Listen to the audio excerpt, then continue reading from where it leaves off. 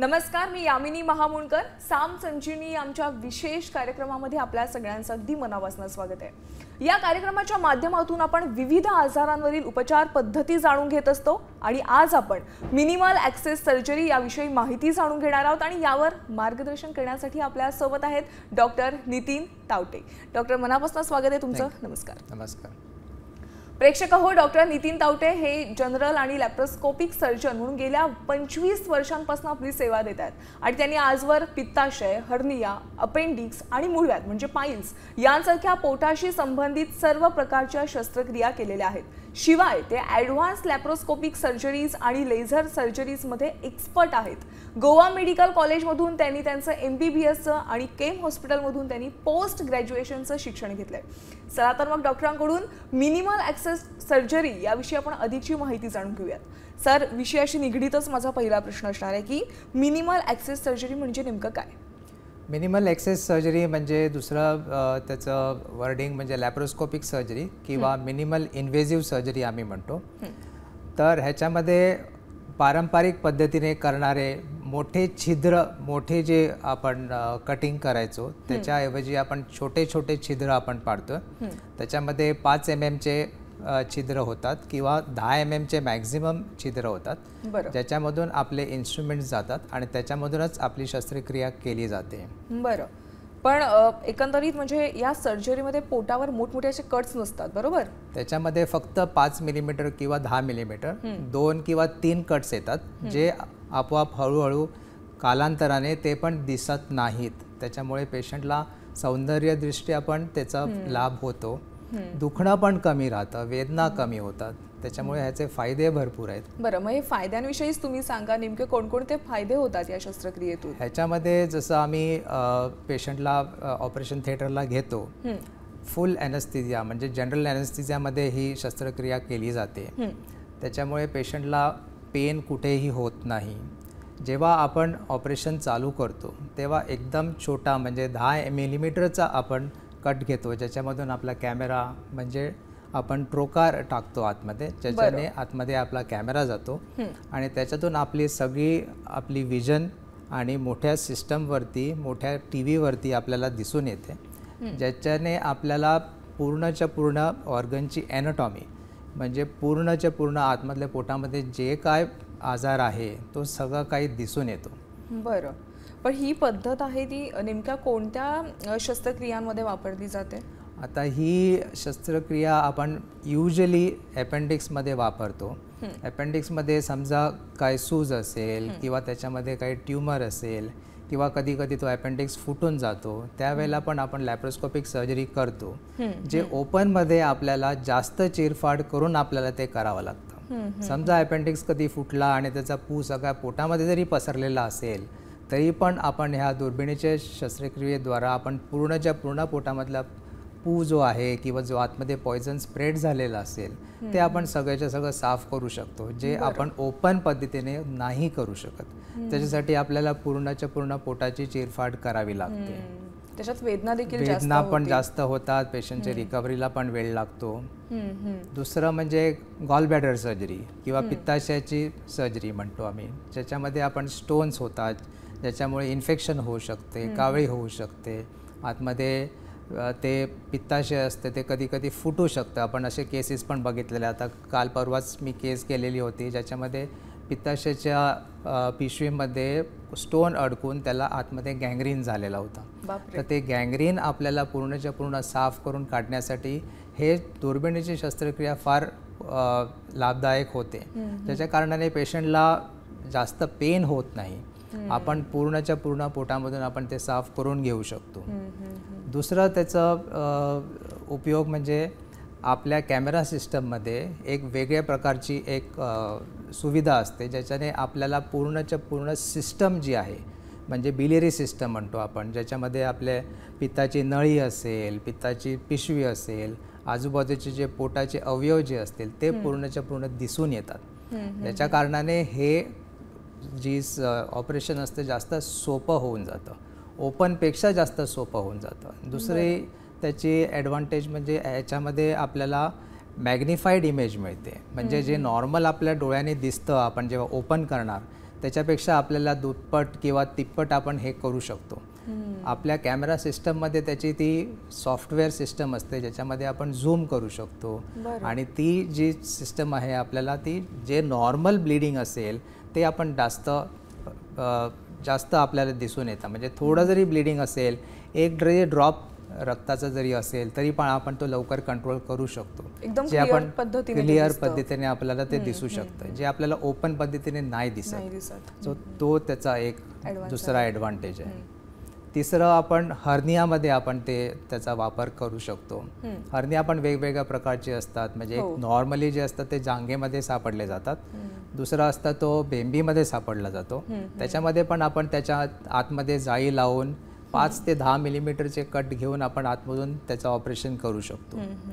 दुसरा एक प्रकारचा हर्निया म्हणजे आम्ही त्याला हायटस हर्निया म्हणतो, ज्याच्यामध्ये लोकांना खूप छातीमध्ये जळजळ होते, त्याच्यामध्ये आपण हायटस हर्निया म्हणतो. त्याच्यामध्ये काय होतं की ते आतमधली जी फूड पाईप असते किंवा ती अन्ननळिका असते, ती जेव्हा छिद्र एक पोटाच्या डायफ्राम असतो, म्हणजे पडदा असतो एक छातीमध्ये आणि पोटाच्या मध्ये, त्याच्या आतमध्ये जे छिद्र असतं ते मोठं होऊन जातो, त्याला आपण हायटस हर्निया म्हणतो.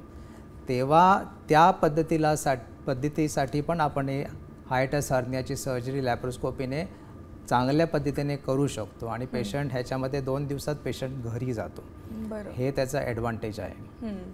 दुसरे केसेसमध्ये म्हणजे बाकी मूळव्याधासाठी पण आपण यूज करू शकतो किंवा आपण युटरस रिमूव्हलसाठी पण आपण करू शकतो किंवा त्याचे स्टोन्स, किडनी स्टोन्स असेल त्याच्यासाठी पण आपण यूज करू शकतो. समजा कधी कधी एंडोस्कोपीने कधी कधी ते वापरले जाऊ शकत नाही किंवा ते निघू शकत नाही, त्या दरम्यान आपल्याला लॅप्रोस्कोपिक सर्जरीचा वापर करू शकतो. म्हणजे एकंदरीत पोटाशी संबंधित जितके पण आजार असतील त्यांच्यावर लॅप्रोस्कोपिकची आपण सर्जरी करू शकतो. पण डॉक्टर, ही पद्धत आहे सगळ्या रुग्णांसाठी शक्य आहे का?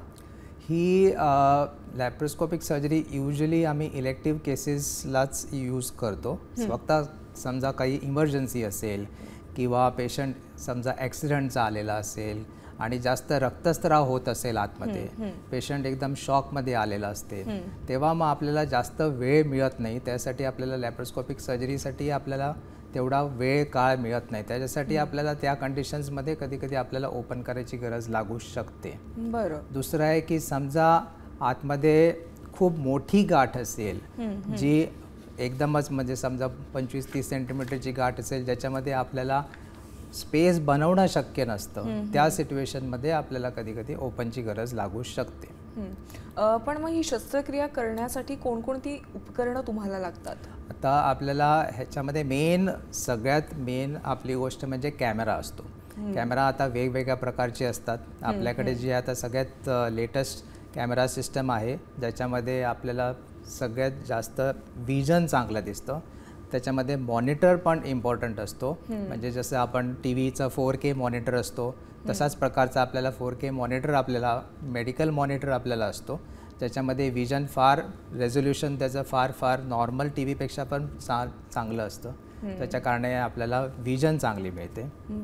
दुसरं म्हणजे आपल्याला जे ट्रोकार आपण टाकतो आतमध्ये, त्याला एक छोटंसं शार्प पॉइंटर असतो, ज्याच्या कारणाने आपण डायरेक्टली पोटाच्या आतमध्ये जाऊ शकतो. त्याला छोटे 5 ते 10 मिलीमीटरचे कट्स येतात. दुसरे उपकरण म्हणजे त्याला कार्बन डायऑक्साईड इन्सफ्लेटर म्हणतो आम्ही.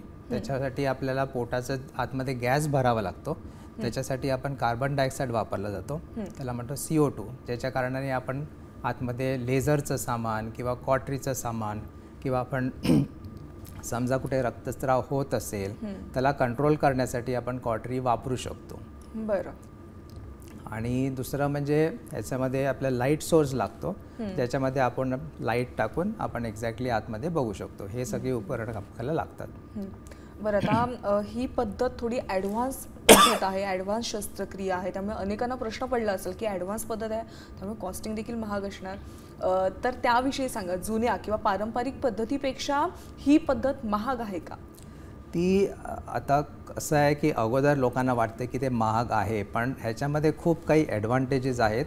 आणि दुसरं म्हणजे आपण ह्याच्यामध्ये हॉस्पिटलचा स्टे असतो, म्हणजे पेशंट जे हॉस्पिटलमध्ये राहतो ते कमी होऊन जातं. म्हणजे आपला जो पेशंट आहे, आता समजा पेशंट ऑपरेशनसाठी आला आहे, अपेंडिक्स असेल किंवा गॉल ब्लॅडर असेल किंवा हर्निया असेल, आमचा पेशंट 24 तासानंतर घरी जातो. वा. 24 तासानंतर पेशंटला आम्ही 6 तासानंतर पेशंटला आम्ही खायला प्यायला चालू करतो. 12 तासानंतर सगळं नॉर्मल खाणं होतं. 24 तासानंतर पेशंट घरी जातो. त्याच्यामध्ये आम्ही टाके घेत नाहीत. टाकेचे पण आम्ही आता टाके करायचे पण आपण बंद केलेले आहेत. पेशंटला परत यायची पण गरज नसते, फॉलोअपची पण गरज नसते. पेशंट दुसऱ्या दिवशीपासून नॉर्मल आंघोळ करू शकतो. त्याच्यामुळे ह्याची हे ॲडव्हान्टेजेस आहेत की पेशंटला परत यायची गरज पण नाही आहे. 2 दिवसात पेशंट घरी जातो. पेशंटला अँटीबायोटिक्सची गरज लागत नाही. 1 किंवा 2 डोस आपण फक्त देतो, जे आपण ओपन पद्धतीमध्ये कमीत कमी आपल्याला 8-10 दिवस द्यायची गरज लागू शकते. कारण टाके असतात ते आपण 8-10 दिवसपर्यंत ठेवावे लागतात. लॅप्रोस्कोपीला आपण टाके पण घेत नाही, त्याच्यामुळे तो संसर्ग होण्याचे चान्स पण नसतो. त्याच्यामुळे हा एवढे ॲडव्हान्टेज असताना पेशंटला पेन किलर्स लागत नाहीत. एखादा पेन किलर फक्त लागतो पहिल्या दिवशी ऑपरेशनच्या नंतर. त्याच्यानंतर सहसा पेशंटला गरज लागत नाही. आम्ही देऊन ठेवतो पेशंटला, तुम्हाला गरज लागेल ते घ्या. पण युजली पेशंट सगळे परत येतात आणि सांगतात डॉक्टर हे तुमचे पेन किलर्स आहेत, हे आम्ही एकही गोळी घेतलेली नाही आहे.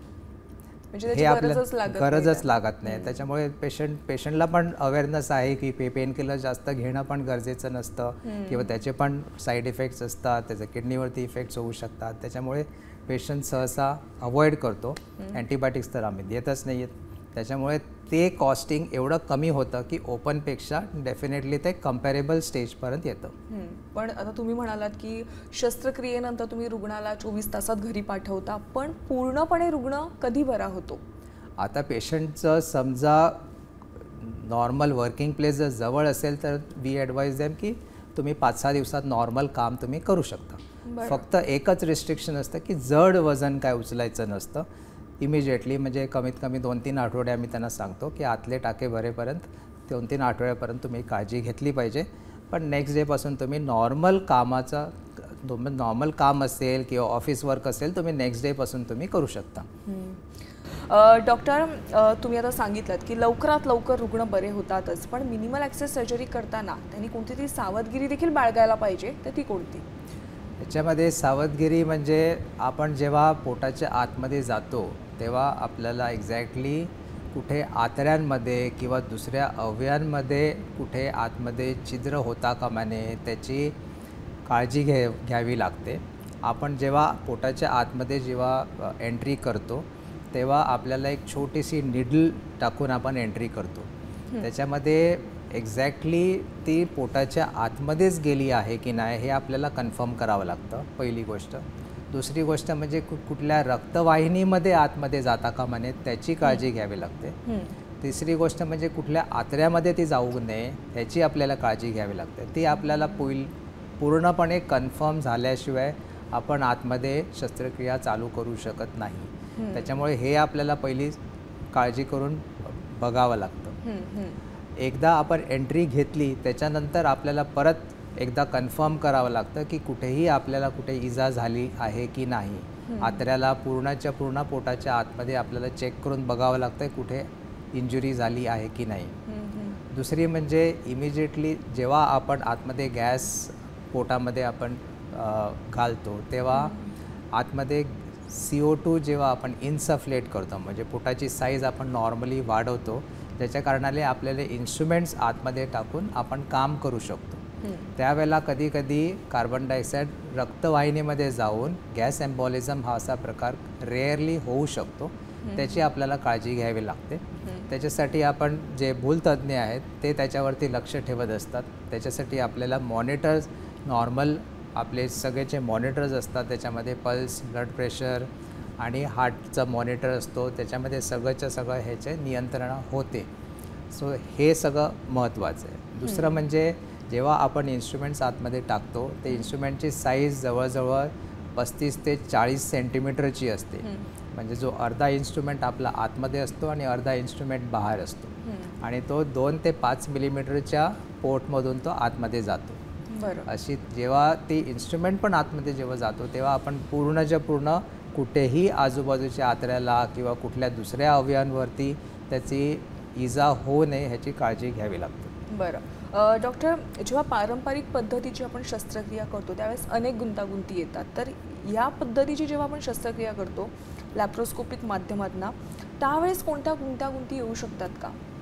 ह्याच्यामध्ये मेन प्रॉब्लेम म्हणजे समजा पेशंटची अगोदर ऑपरेशन झालेलं असेल किंवा अगोदरचं स्कार असेल, पेशंटला समजा पारंपरिक पद्धतीने अगोदर ऑपरेशन झालेलं असेल, तर त्यावेळेला आतमध्ये आतड्या किंवा बाकी अवयव चिकटून राहिले असण्याची शक्यता असते.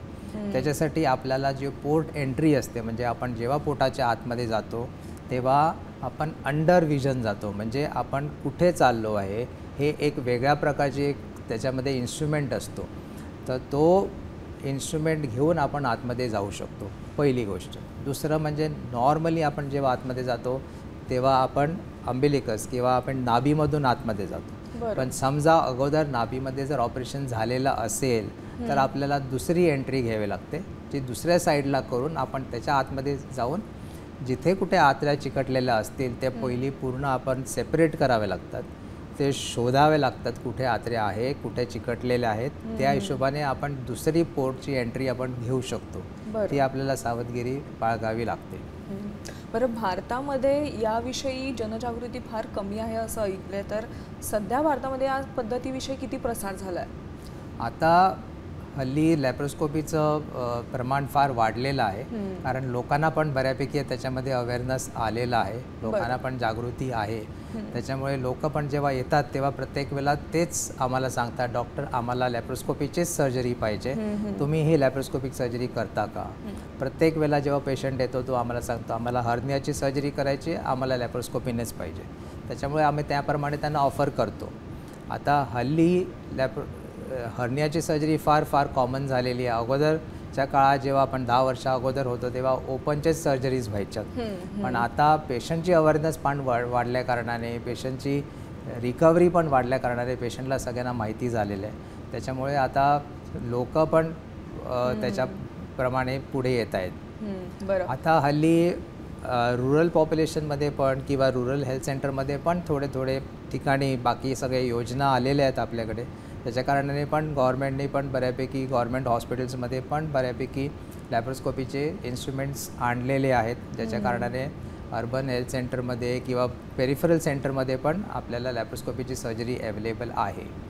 फक्त ते कॅमेराचं फक्त स्पेसिफिकेशन म्हणा किंवा कॅमेराची जी पॉवर आहे म्हणा, ती कधी कधी प्रत्येक सेंटर टू सेंटर व्हेरी होऊ शकते. आणि हे सगळी जी शस्त्रक्रिया आहेत शेवटी आपल्याला कॅमेऱ्याच्या विजनवरती आणि आतमध्ये जे काही कॅमेरा तुम्हाला दाखवतो त्याच्यावरती शस्त्रक्रिया केली जाते. आपल्या डोळ्याने आपण सहसा काय बघत नाही, जे काय आपण बघतोय ते फक्त सगळं TV वरती किंवा कॅमेरावरती आपण बघतोय, त्याच्याने आपण सर्जरी करू शकतो. बरं, असं आहे. पण याचा एक फायदा देखील आहे की एकदम डिटेल्समध्ये आपल्याला ते बघायला मिळतं आणि अगदी योग्य पद्धतीने आपण त्या गोष्टीचा निदान करू शकतो. बरोबर. डॉक्टर, पारंपरिक शस्त्रक्रिया एखाद्याची झालेली आहे, एका रुग्णाने आधी केलेली आहे, असे रुग्ण पुन्हा एकदा त्यांना शस्त्रक्रिया करायची वेळ आली तर ते मिनिमल ॲक्सेस सर्जरी करू शकतात? बिलकुल बिलकुल. आपण आता हल्ली जे कोण अगोदर ऑपरेशन करून आलेले असतात, जे कधी कधी गावामधून आलेले असतात, जे पारंपरिक सर्जरी करून आलेले असतात, त्यांना आम्ही नॉर्मली आता लॅप्रोस्कोपीची सर्जरी आपण ॲडवाईस करतो, कारण पेशंटसाठी चांगलं असतं, पेशंटच्या रिकव्हरीसाठी चांगलं असतं. फक्त जसं मी म्हणालो की जेव्हा आपण एका ठिकाणी अगर पोटामध्ये व्रण असेल किंवा त्याची सर्जरीचा मार्क असेल, तो भाग आपण अवॉइड करतो आणि दुसऱ्या भागातून आपण त्याची एंट्री घेतो, ज्याच्याने आपल्याला कुठे दुसऱ्या आतड्याला कुठे इजा होऊ नये, कुठल्या अवयवांना इजा होऊ नये ह्याची आपण काळजी घेतो. बरं. आणि एक महत्त्वाचा प्रश्न असा की लहान मुलांमध्ये आपण हे उपचार पद्धती शस्त्रक्रिया करू शकतो का? म्हणजे अशा स्पेसिफिक वयोगटामध्ये लहान मुलं असतील किंवा एकदम वृद्ध असतील त्यांच्यामध्ये आपण ही शस्त्रक्रिया करू शकतो? जरूर जरूर, बिलकुल. कारण हे लहान मुलांना पण आपण जे इन्स्ट्रुमेंट जे वापरतो ते फार बारीक असतात. आपण ॲडल्ट्समध्ये नॉर्मली 5 मिलीमीटर किंवा 10 मिलीमीटरचे आपण ट्रोकार वापरतो, तर आपण लहान मुलांमध्ये आपण 1-1 वर्षाचे 2-2 वर्षाचे मुलांवरती पण ऑपरेशन केलेले आहेत, ज्याच्यामध्ये हर्निया असतो जो जन्मता असतो, त्याच्यासाठी पण असे सर्जरीज केले जातात. त्याच्यामध्ये जे आपण कट घेतो ते फक्त 2 मिलीमीटरचे किंवा 3 मिलीमीटरचे कट असतात आणि त्याच्यात इन्स्ट्रुमेंट जे जातात ते फक्त 2 मिलीमीटरचे इन्स्ट्रुमेंट्स असतात. एवढे बारीक असतात, कारण तेवढ्या इन्सिजननेच आपण सगळे ते इन्स्ट्रुमेंट्स आतमध्ये टाकून शस्त्रक्रिया करू शकतो. कारण त्याच्यामध्ये स्ट्रेंथ कमी असते, त्याच्यामुळे ते इन्स्ट्रुमेंट्स आपण ॲडल्ट्सला किंवा प्रौढ व्यक्तीला वापरू शकत नाही. तर आपण ते स्पेसिफिकली लहान मुलांसाठी आपण वापरतो.